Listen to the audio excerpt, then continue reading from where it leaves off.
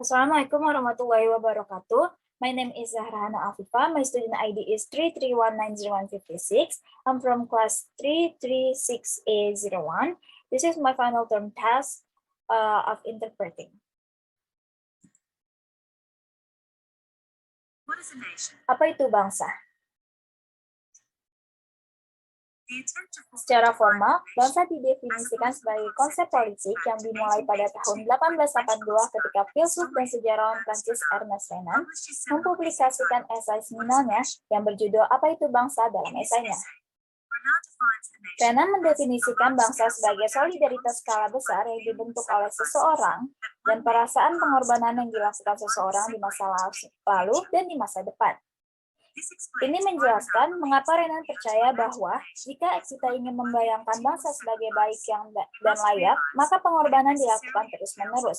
Kita harus menyadari bahwa itu pasti memerlukan proses untuk melupakannya. Bagi Renan, ini merupakan upaya untuk memperoleh persatuan nasional, baik atas nama kewarganegaraan maupun nasionalisme etnis melibatkan tindakan kekerasan dan perubahan berikutnya.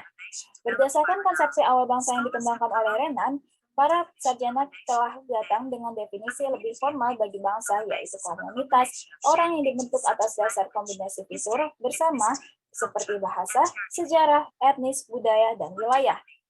Dalam kata lain, bangsa adalah identitas kolektif sekelompok orang yang dipahami secara seperti yang didefinisikan oleh bahasa, sejarah, etnis, budaya, dan wilayah. Dan untuk alasan ini, suatu bangsa pada umumnya lebih terbuka secara politis daripada sebuah kelompok etnis. Faktanya, banyak ulama menganggap sebagai sepenuhnya mobilitas atau dilembagakan kelompok etnis. Kemudian, ilmuwan politik terkenal Benedict Anderson memandang bangsa sebagai komunitas yang dibayangkan. Bagi Anderson, bangsa adalah komunitas politik yang dibayangkan secara kultural sebagai terbatas yang berdaulat secara intoleran. Seperti yang dapat kita lihat pada 4 elemen kunci dalam definisi ini. Pertama, bangsa dibayangkan hanya karena anggota dari suatu bangsa tertentu tidak akan pernah bertemu dengan sebagian besar dari sesama anggotanya. Namun dalam pikiran masing-masing hidup imajinasi persekutuan mereka. Kedua, bangsa dibayangkan sebagai terbatas karena memiliki batasan-batasan yang terbatas, namun terkadang elastis di luar batasan-batasan negara lain. 3. Bangsa dibayangkan sebagai berdaulat karena konsep bangsa itu sendiri lahir di zaman ketika pencerahan dan revolusi menghancurkan legitimasi kerajaan, dinasti hierarkis yang ditahsikan oleh Tuhan.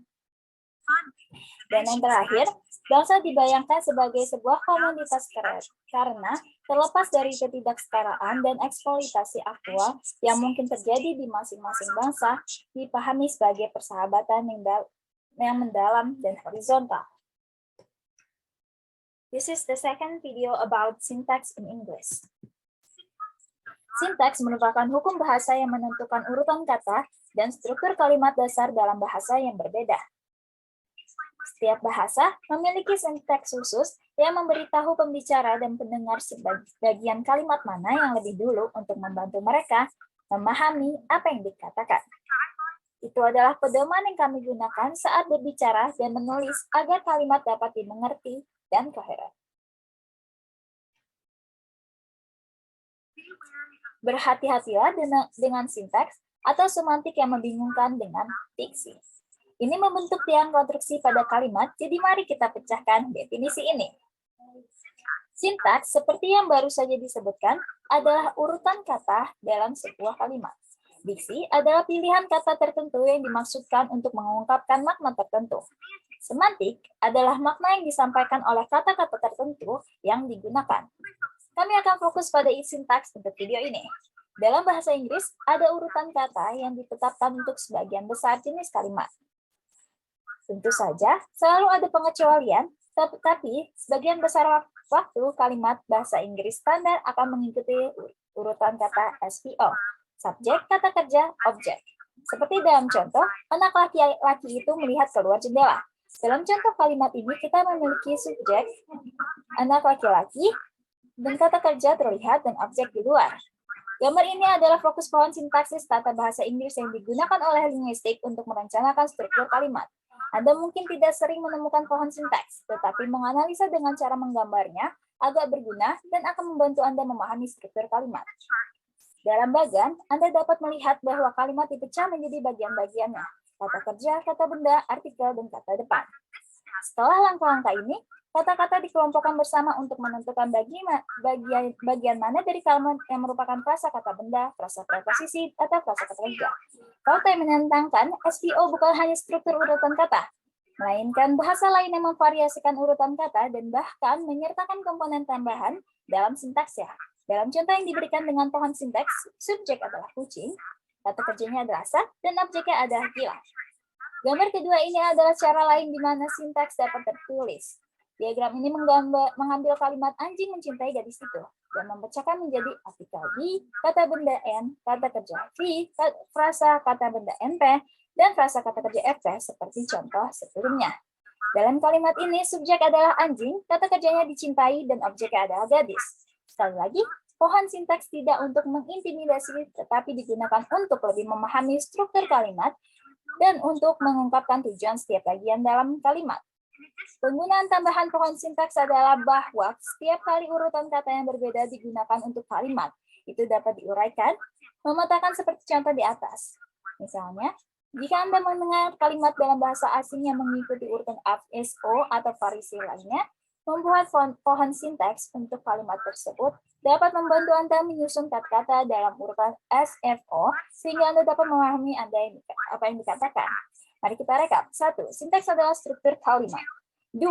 Diksi adalah pemilihan kata untuk menghubungkan makna tertentu. 3. Semantik adalah makna yang diungkapkan dari kata-kata yang digunakan. 4. Pohon sintaksis adalah alat grafik yang rapi untuk memetakan struktur kalimat dan memahami urutan kata dan bagaimana fungsinya di dunia bahasa Inggris. Terima kasih telah bergabung dengan kami untuk tutorial sintaks ini. Jika menurut Anda video ini bermanfaat, periksa saluran kami lainnya untuk bantuan tambahan. Sampai jumpa. This is the third video about what is coronavirus.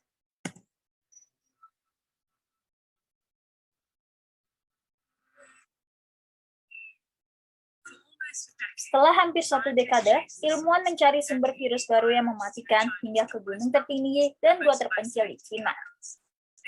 Akhirnya, mereka menemukan di sini ada kelelawar di Gua Sito.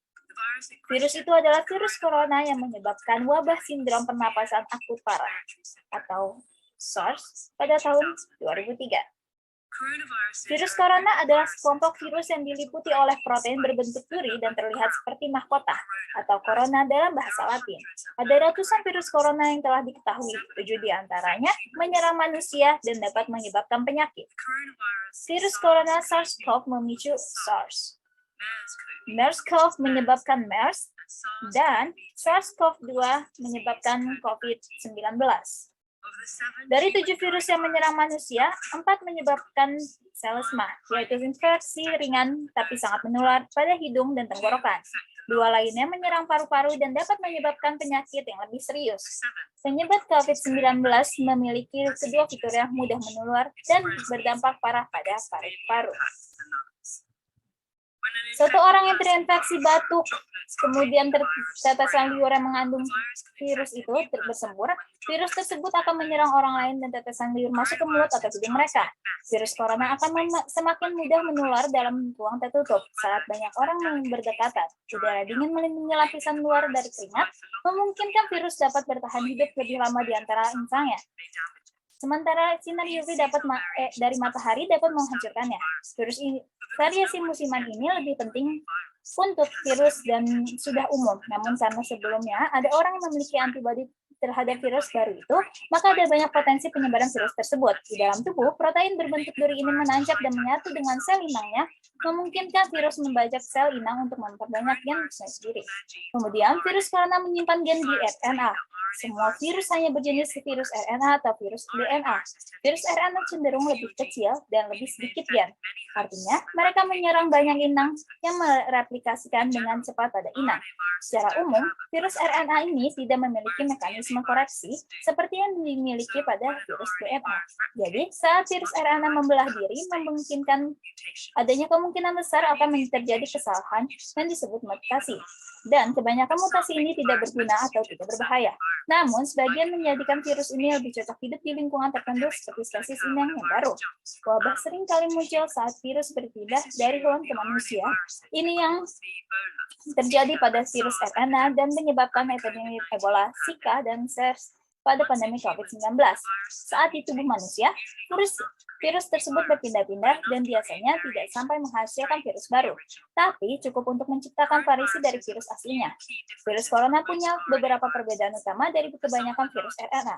Virus ini berukuran paling besar yang seperti berisi lebih banyak gen. Ini menciptakan lebih banyak peluang timbulnya mutasi yang berbahaya. Untuk meniadakan resiko ini, virus corona memiliki fitur unik, yaitu sebuah enzim yang memeriksa kesalahan replikasi dan memperbaikinya. Hal ini membuat virus corona jauh lebih stabil dengan tingkat mutasi yang lebih rendah dibandingkan virus RNA lainnya. Meskipun ini terdengar menakutkan, tingkat mutasi yang rendah sebenarnya merupakan tanda yang menjanjikan untuk menularkan virus ini. Dan setelah diserang, sistem imun kita dapat mengenali kuman dan menghancurkan mereka lebih cepat saat kita diserang kembali sehingga kita tidak sampai jatuh sakit. Namun, mutasi dapat menyebabkan virus lebih sulit dikenali oleh sistem imun tubuh sehingga lebih sulit untuk dilawan. Mutasi juga membentuk obat antivirus dan vaksin kurang efektif karena antivirus dan vaksin ditujukan spesifik untuk satu jenis virus saja. Itulah sebabnya kita perlu vaksin flu baru seperti tahunnya. Virus influenza bermutasi sangat cepat sehingga variasi baru terus bermunculan. Dan tingkat mutasi virus corona yang lebih rendah itu berarti sistem imun, obat-obatan, dan vaksin mungkin dapat mengenalinya lebih lama setelah terinfeksi sehingga dapat melindungi kita dengan lebih baik. Dan kita tidak tahu berapa lama tubuh akan tetap terjaga dari virus corona variasi yang berbeda.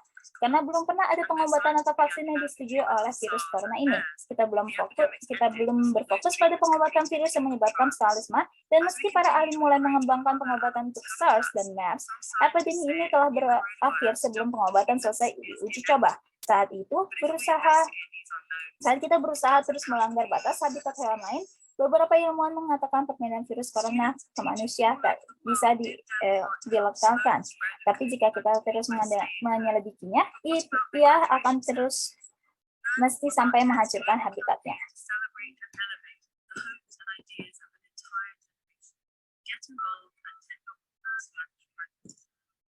Thank you.